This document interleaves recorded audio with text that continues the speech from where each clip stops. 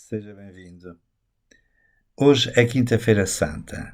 Eu gostava de partilhar consigo uma meditação sobre o mistério deste dia, tão importante na Semana Santa.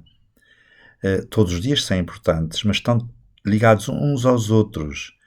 E a importância da Quinta-feira Santa é porque neste dia Nosso Senhor deu a interpretação da sua vida e da sua morte. E tudo está concentrado na última ceia de Jesus e na agonia de Jesus no horto. E por isso eu gostava de partilhar consigo aquilo que se me figura mais importante do ponto de vista teológico e espiritual neste dia, mas também do ponto de vista da cultura do nosso povo. E é nesse sentido que eu gostava de recordar que a Quinta-feira Santa, pelo menos na minha infância, em que não se celebrava nada de especial, a não ser a Eucaristia, mas eu não me lembro de nada de especial na minha infância que caracterizasse a Quinta-feira Santa, uma vez que as missas eram celebradas de manhã e as celebrações complexas, com toda a liturgia da Quinta-feira Santa, eram celebradas nas sés episcopais, provavelmente, ou nas igrejas mais importantes. Na minha aldeia, na minha paróquia, não me recordo de nada de especial, a não ser a referência a que a Quinta-feira Santa era o dia das endoenças. Só mais tarde é que eu me apercebi do que significava aquela palavra endoença, que na realidade é a forma mais popular da palavra mais erudita, digamos assim, indulgência. E era isso que estava na memória do povo. Foi sempre assim que eu conheci a referência à Quinta-feira Santa como o dia das endoenças. O que é que isto significava na memória do povo que os meus pais me transmitiram? Não é? A prática penitencial da Igreja Antiga. Porque na Igreja Antiga a penitência desenvolvia-se de uma forma muito complexa, era muito severa a penitência na Igreja Antiga até o século VII, até o século XII quase, em que eram submetidos à penitência pública ou canónica, isto é, segundo as regras, segundo as leis da Igreja, aqueles pecados graves que eram de conhecimento público. E eram essencialmente estes. O homicídio, e do homicídio fazia parte também o aborto, era submetido à penitência pública. O homicida era impedido de participar na vida da Igreja, a não ser que se submetesse à penitência pública, se arrependesse do seu pecado e era submetido à penitência, à prisão, afastar-se da sua terra, etc. Havia várias formas de punir o homicida. Mas se ele se arrependia, isto entrava em si e o que fez está muito mal e expiava esse crime, que é pecado grave e também crime, entrava no grupo dos penitentes e esse grupo dos penitentes ficava impedido de muitas atividades sociais durante um tempo longo, até que ele desse sinais verdadeiros de arrependimento. E, nesse sentido, era submetido a essa penitência e a absolvição do pecado era feita depois de ter praticado a penitência. E então, na Quaresma, era um tempo de escrutínios para verificar se o penitente, que era submetido a vários exercícios, várias práticas, merecia ser reconciliado com a Igreja. E essa reconciliação, essa indulgência, esse perdão, dava-se na Quinta-feira Santa, e é por isso que era o dia das indulgências, das endoenças. Os pecados submetidos à penitência pública, canónica, também assim conhecida, eram o homicídio, como acabei de dizer, e do qual fazia parte também o aborto, como é óbvio, depois o adultério e a apostasia da fé. Pronto. Havia outros, mas estes eram os principais, porque eram conhecidos de todos, e por isso eram submetidos a esta penitência pública, e estes pecados, que eram também crimes, pelo menos o homicídio era também um crime, eram submetidos à penitência pública, e os pecadores arrependidos e que tinham cumprido a penitência eram aconselhados na presença do bispo na Quinta-feira Santa, que era por isso o dia das endoenças. Esta prática penitencial da Igreja já não se aplica hoje, foi alterada lentamente e generalizou-se a prática atual, como agora se celebra a penitência. Quem desejar confessar-se, confessa-se um sacerdote. O sacerdote dá a absolvição de acordo com o arrependimento do penitente e diz-lhe uma penitência. Por exemplo, se naturalmente algumas penitências têm de ser cumpridas, se alguém difamou alguém, tem de tentar reparar essa honra lesada do próximo. Se alguém prejudicou alguém nos seus bens, tem de restituir o que roubou, e assim sucessivamente. Mas já depois da absolvição. E portanto era, digamos assim, privada. Hoje em dia, a separação da penitência é privada, ou seja, entre o penitente e o sacerdote. Portanto, a Quinta-feira Santa é o dia das endoenças, das indulgências, o que pode ter alguma importância na memória da Igreja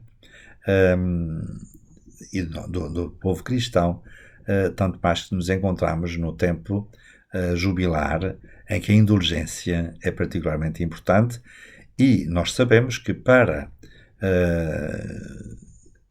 adquirir, ganhar, lucrar uma indulgência plenária, porque a Igreja distinguia entre indulgências parciais e indulgências plenárias, divisão que hoje, de certa maneira, já não se aplica, e fala-se em indulgência plenária, mas seria importante também recordar esta sabedoria acumulada, que pode ser uma lição, conhecendo o passado, pode ser uma lição também para os tempos presentes.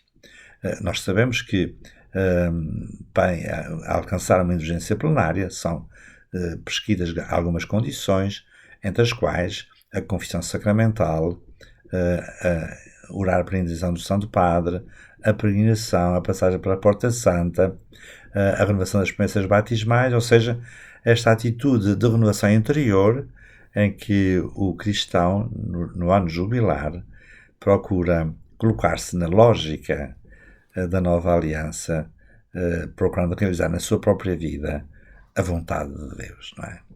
E a vontade de Deus é que nós sejamos santos. E a vontade de Deus é que nós sejamos santos significa que tenhamos como prémio, ou como desejo último, estar com Ele, não é? Aquilo que na tradição teológica, desde São Tomás, se chama a visão beatífica. Pronto, as endoenças.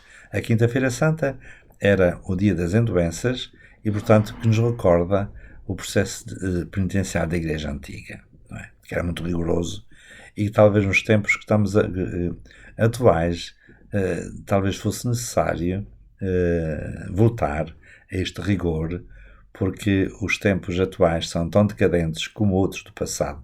Eu não sei se são mais, se são menos, mas a decadência é uma constante na história da humanidade e da Igreja também.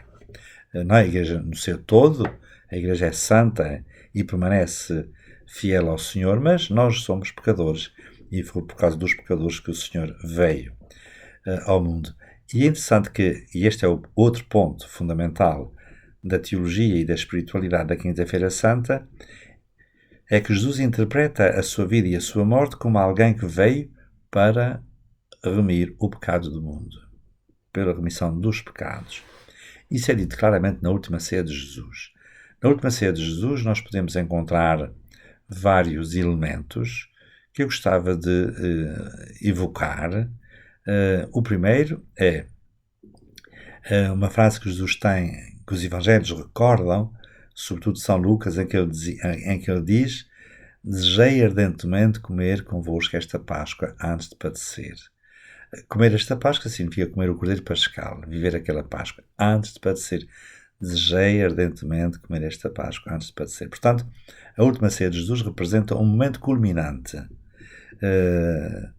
deste desejo E o desejo, no fundo, é ser corpo entregue e sangue derramado para a remissão do pecado, não é? Em São João nós encontramos uma afirmação paralela, semelhante. Enquanto que em São Lucas diz desejei ardentemente comer convosco esta Páscoa antes de padecer, desiderio desideravi, desejei ardentemente, o desejo, não é? Esta lógica do desejo de fazer o bem, que está inscrita na alma humana, todo homem deseja por natureza o bem. E Jesus diz, desejei ardentemente comer convosco esta Páscoa, porque esta Páscoa é o bem sumo que ele quer entregar à humanidade, representada nos apóstolos. Mas São João tem outra frase, que ainda é mais explícita. Sabendo que tinha chegado a hora de voltar para o Pai, ele que amou os seus que estavam no mundo, levou até ao extremo o amor por eles. Portanto, na última ceia de Jesus, Jesus realiza alguns gestos que são significativos do desejo ardente de comer a Páscoa, o sinal da nova aliança, da aliança de Deus com o seu povo, e, portanto, do bem que Deus quer para o seu povo e que se concentra no mistério de Cristo, no mistério da sua pessoa. E no Evangelho de São João é o amor aos seus levado até ao fim. Levou até ao fim, amou-os até ao fim, né? Representados nos apóstolos. Ele que amava os seus que estavam, que o Pai lhe deu do mundo, levou até ao fim, até ao extremo, o amor por eles. E faz um gesto. E o gesto que Jesus faz na última ceia de Jesus, em São João, é lavar os pés aos discípulos. Tem um sentido teológico muito profundo. Na última ceia, representada pelos sinóticos e por São Paulo, os sinóticos são os evangelhos de São Lucas, São João e São Mateus e São Paulo, é a instituição da Eucaristia e do sacerdócio.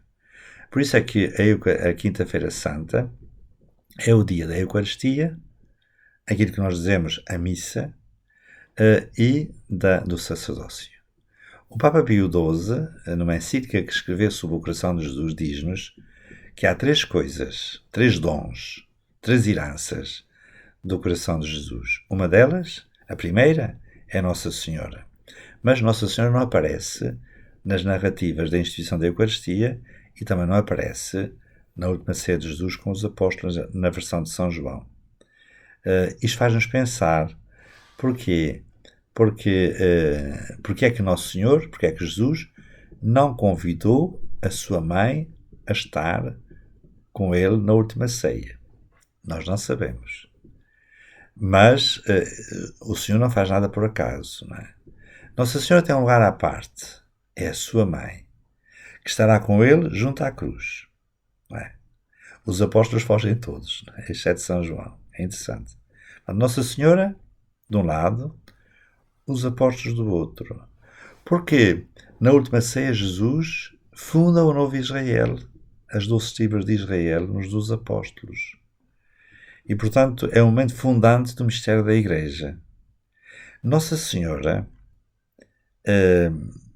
o Concílio Vaticano II tentou colocar Nossa Senhora na Igreja, mas, de facto, Nossa Senhora tem um lugar próprio. É a mãe do Verbo de Deus, não é? É a mãe. A Igreja é uma outra realidade humana, não é? São os apóstolos. Nossa Senhora aparece no início da Igreja no Pentecostes, mas na última ceia não está. Não está. Porque aí é a instituição do sacerdócio do Novo Testamento. E Nossa Senhora não faz parte do sacerdócio, não é? É outra grandeza, não é? Não se pode comparar, não se pode comparar. Os apóstolos são o fundamento. A Igreja é a Nossa Senhora é a imagem da Igreja, não é? Pronto, a Eucaristia, portanto, a última ceia de Jesus, é o momento da instituição do sacerdócio da nova aliança e da Eucaristia. São os dois grandes dons, juntamente com Nossa Senhora, do coração de Jesus à Igreja. Sacerdócio e Eucaristia. Na última ceia, a segunda versão de São Paulo e dos sinóticos, Jesus institui o sacramento da presença real. Isto é o meu pão entregue por vós, este é o meu sangue da nova aliança derramado por vós. Corpo entregue, sangue derramado. São Tomás, que é o poeta, é o teólogo e poeta da presença real, tem hinos lindíssimos sobre a Eucaristia, sobre a presença real, que era a fonte da sua inspiração e o seu sustento, quando ele diz, num dos seus poemas, Adoro te devote latens deitas, adoro-te devotamente, divindade escondida. Portanto, aí está latente, está escondido o mistério de Deus, porque Jesus Cristo é o Verbo de Deus, é o Filho de Deus. E noutro lugar, ele diz assim, Ave corpus verum ex Maria Virgine natum.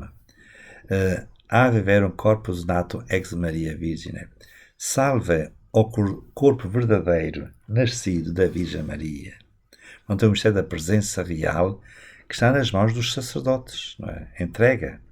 Por isso é que Jesus diz, fazei isto em memória de mim. Temos aqui a instituição do sacerdócio e a instituição da Eucaristia, da presença real, entregue por vós, derramado por vós, corpo entregue, sangue derramado, não é? Que é o segredo da Igreja, mas estão intimamente ligados e por isso o Papa Pio XII diz muito bem, Maria, Nossa Senhora, que é a imagem da Igreja, não é?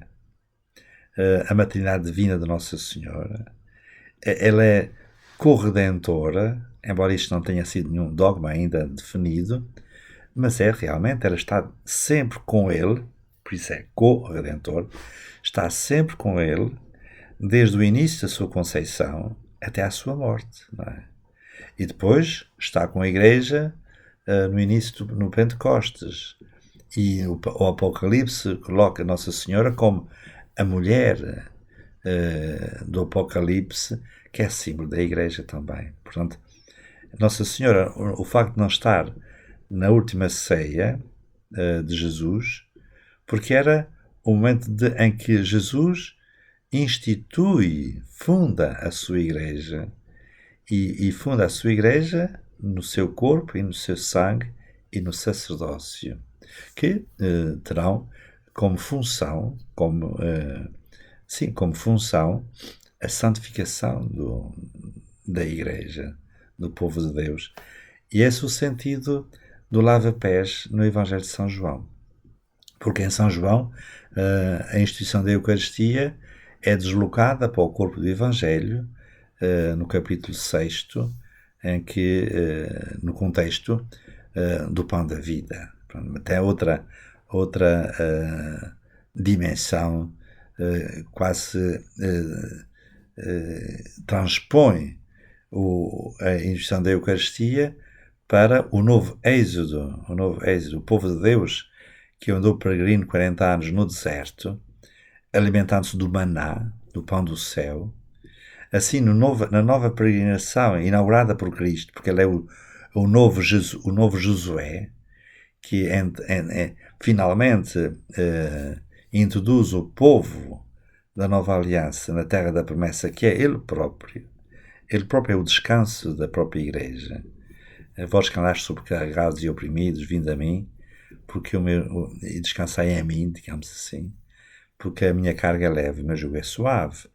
Ou então, noutro lugar, vinde, descansai um pouco, não é? Ele é o repouso das almas, é o repouso dos corações, não é? E, portanto, ele introduz na terra da promessa, que é ele próprio, não é? E a Igreja é esta comunidade que já entrou na terra da promessa porque brotou do seu lado aberto. Vamos ver isso amanhã, não é? E, portanto, em São João, a Eucaristia está colocada no corpo do Evangelho. É o novo maná. Os pais comeram maná e morreram, mas quem comer a minha carne e beber o meu sangue viverá eternamente. Pronto. É por isso que em São João não está no contexto da última ceia, porque D. João dá-lhe uma dimensão diferente daquela que têm os sinóticos. Mas está lá, o essencial está lá. Mas na última ceia há o gesto lava-pés. Quando Jesus diz amou até ao fim aqueles que tinha escolhido e segue o lava-pés. Não é? Lavou os pés aos discípulos e tem dois sentidos. O primeiro é que Jesus precisa de purificar, os discípulos precisam ser purificados para serem introduzidos no mistério da revelação de Deus. Porque na última ceia, nos discursos que Jesus faz durante a última ceia, ainda é documentá-los noutras partilhas, essas dominicais, porque no tempo pascal é todo este mistério que é lido nos domingos pascais, e então o lava-pés retoma a revelação do nome de Deus a Moisés. Assim como Moisés teve de descalçar os sapatos, os discípulos têm de ser lavados os pés. Não é? Moisés tirava as sandálias, os discípulos era preciso lavar-lhes os pés para participarem, estarem purificados na revelação do nome de Deus, não é? Que é o próprio Senhor. Eu sou, não é? E na revelação trinitária, pronto, os discursos de Jesus, as conversas intimistas de Jesus na última ceia, são uma introdução no mistério da Santíssima Trindade, no mistério cristológico, na escatologia. Na casa do meu pai há muitas moradas, né? Diz Jesus no Evangelho. Aquela atração, quando forem levados até todos a mim, e quero que participem na plenitude da minha alegria, na plenitude da vida, não é? Quem me ama guarda os meus mandamentos, meu Pai amá-lo-á, nós veremos a ele e veremos a nossa morada. Pronto, não é só a igreja que é a morada da Santíssima Trindade, é também cada crente, cada discípulo que é chamado a ser como o discípulo que Jesus amava. Na última ceia, este episódio, o discípulo que Jesus amava, e portanto o lava-pés tem esse sentido profundo, serem os discípulos purificados, mas depois acrescenta, assim como eu fiz, fazei vós também. Cá está, é a mesma coisa. Nos sinóticos, fazei isto a minha memória. Aqui em São João, assim como eu fiz, fazei vós também. Isto é, tendes a missão de purificar os homens. Não é? Aqui está o ministério episcopal, sacerdotal, melhor dito, completa, o ministério do sacerdócio da Nova Aliança, que tem a função de santificar o povo de Deus pela administração dos sacramentos, de ensinar pela doutrina e de governar o povo de Deus. Não é? São os pastores da Nova Aliança. Mas também tem o aspecto ético. Aquele fazer isto a melhor memória de mim não é apenas uma fundante, uma nova criação, porque é o verbo de Deus que faz deles sacerdotes da Nova Aliança, mas também uma recomendação. Assim como eu fiz, fazei vós também, isto é, toda a vossa vida seja um ministério, uma diaconia. Portanto, estás a ver a importância que tem a última ceia neste sentido. Mas há um momento de grande dramatismo, que é a figura de Judas Iscariotes, não é? Porque na última ceia Jesus diz, um de vós me há de trair, não é? E quem é Senhor? Aquele a quem puser, der a comer um bocado de pão molhado no molho. E esse era Judas Iscariotes. E quando ele comeu, entrou nele o diabo, Satanás. E começa a paixão, não é? Já me pronunciei sobre esta figura perturbadora de Judas em vídeos anteriores. O meu amigo poderá procurar. É um vídeo passado em que meditei sobre isso, mas nunca será demais. Noutra ocasião, é de retomar esse tema, porque é perturbador, não é? Quando, por exemplo, Paulo VI falou no fumo de Satanás que está na Igreja, que entrou na Igreja, ou quando o Papa Bento XVI falou os inimigos da Igreja estão dentro dela, ou quando João Paulo II, numa conversa ao almoço lá no Palácio Apostólico, na casa do Papa, que é o Palácio Apostólico, alguém lhe perguntou, depois do atentado de 13 de maio de 1981, quem estaria por trás? E os convivas diziam KGB, maçonaria, sabe-se lá o quê, as diversas hipóteses. E depois dirigiram, no fim, perguntaram ao Papa: Santidade, o que é que pensa que quem estaria por trás dessa situação? E ele respondeu: Satanás, o demónio. O grande inimigo da Igreja é o demónio. Mas o demónio age através dos seus ministros, daqueles que vendem a sua alma ao diabo. Ora, a figura de Judas é um discípulo que Jesus tinha escolhido. Quando ele escolheu os apóstolos, mencionou-os pelo nome, os 12, e em último lugar vinha Judas, aquele que havia de trair. É interessante. Os inimigos de Cristo estavam no meio dos apóstolos, não é? Vejam só. É um mistério profundo, não é? São Lucas diz, no início da narrativa da paixão, diz a certa altura, quando Judas, no capítulo 4, no fim das tentações, o evangelista diz: e o diabo, vencido por Jesus nas tentações, afastou-se dele durante um certo tempo. Mas quando começa a narrativa da paixão, no capítulo 22 de São Lucas, versículo 4, quando Judas combina com as autoridades judaicas para entregar Jesus, diz o evangelista: o diabo entrou em Judas. Portanto, quando Paulo VI diz: o fumo de Satanás entrou na Igreja, quando Bento XVI diz: os inimigos da Igreja estão dentro dela, quando João Paulo II diz que através daquele que disparou sobre Jesus, no fundo quem está em ação é o diabo, é o mesmo mistério. Pronto. Judas era um dos apóstolos. Também pode haver Judas ao longo da história da Igreja e também no nosso tempo. Não é? É um mistério muito profundo. Aqueles que entregam a Igreja, aqueles que entregam o corpo de Cristo, porque o corpo de Cristo hoje é a Igreja. É entregar o corpo de Cristo aos seus inimigos. Não é? O mistério de Judas é muito perturbador. Não é? O último tema que eu gostava de partilhar consigo é a agonia de Jesus no horto, que é muito... É daquelas cenas que têm uma dimensão extraordinária. Porque a agonia de Jesus morto significa, como eu disse já no vídeo anterior, mas aqui é só para sublinhar a sua importância, a agonia é a luta entre a vida e a morte, entre a fidelidade e a infidelidade.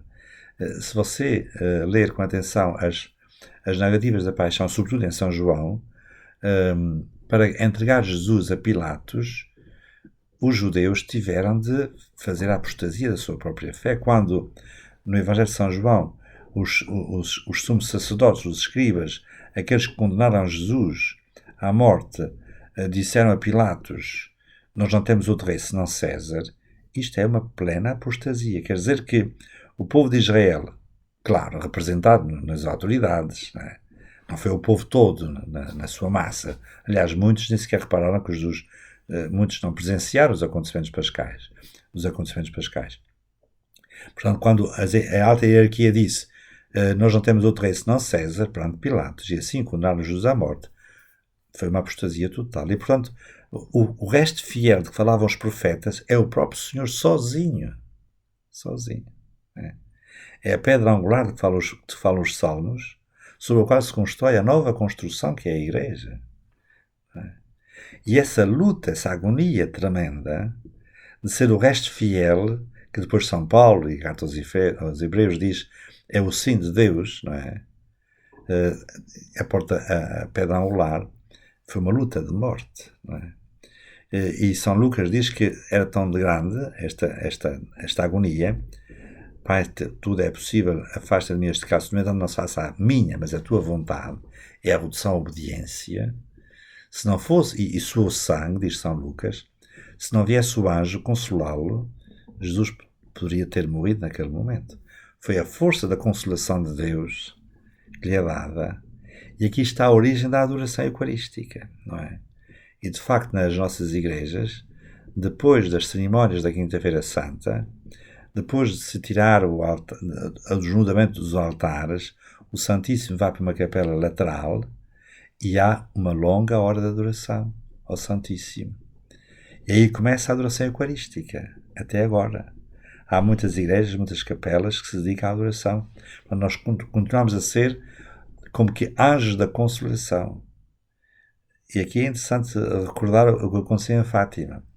O anjo que aparece aos pastorinhos, a primeira coisa que diz e que repete é: consolai o vosso Deus.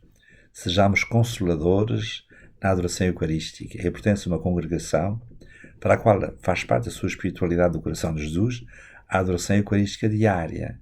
Ora, a adoração eucarística diária é a continuação do anjo da consolação que na agonia de Jesus no horto, o animou, o consolou, esteve com ele, dando-lhe força divina, para vencer a última grande provação e a vitória sobre Satanás, que foi a sua fidelidade. De facto, na agonia, como nós vamos ver amanhã, se és o Filho de Deus, desta cruz, Jesus não desceu, porque ele é o fiel. E foi aí que ele venceu o pecado do mundo, e como havemos de ver no domingo pascal, deu-nos o seu Espírito para nós participarmos na sua vitória, porque nós consolamos a Deus, consolamos o Senhor na adoração, e é Ele que é o nosso consolo e a nossa força. Obrigado pela sua atenção e desejo-lhe uma Santa Páscoa e que viva ou tenha vivido intensamente esta Quinta-feira Santa. Até amanhã, se Deus quiser.